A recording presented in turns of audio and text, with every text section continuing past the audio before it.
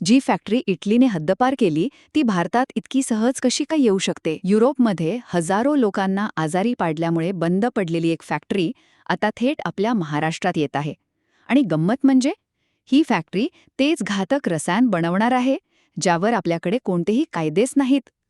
तर पहिली गोष्ट, इटलीत नेमकं काय घडलं? तिथे विसेंजा शहरात मिटेनी नावाची एक फॅक्टरी होती. ती PFAS नावाचं रसायन बनवायची. याला फॉरेव्हर केमिकल्स म्हणतात, माहितीये का?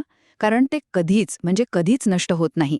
या फॅक्टरीमुळे तिथला पिण्याचं पाणी इतकं खराब झालं की जवळपास 3.5 लाख लोकांना गंभीर आजार झाले. एका कामगाराच्या रक्तात तर हे केमिकल सुरक्षित पातळीपेक्षा 11,000 पटीने जास्त आढळलं. विचार करा. शेवटी इटली सरकारने ती फॅक्टरी बंदच केली. पण मग त्या फॅक्टरीच्या मशिनरींचं काय झालं? नुसतं खराट वेस्ट आहे. आपल्या भारतातल्या लक्ष्मी ऑर्गॅनिक्स नावाच्या कंपनीने लिलावात ही सगळी मशिनरी विकत घेतली आणि आता ती रत्नागिरीत उभी केली जात आहे. कंपनीने स्वतः कबूल केलंय की ते सुद्धा इटलीसारखेच फॉरेव्हर केमिकल्स बनवणार आहेत. आता सगळ्यात मोठा आणि चिंतेचा प्रश्न, जी फॅक्टरी इटलीने हद्दपार केली ती भारतात इतकी सहज कशी काय येऊ शकते?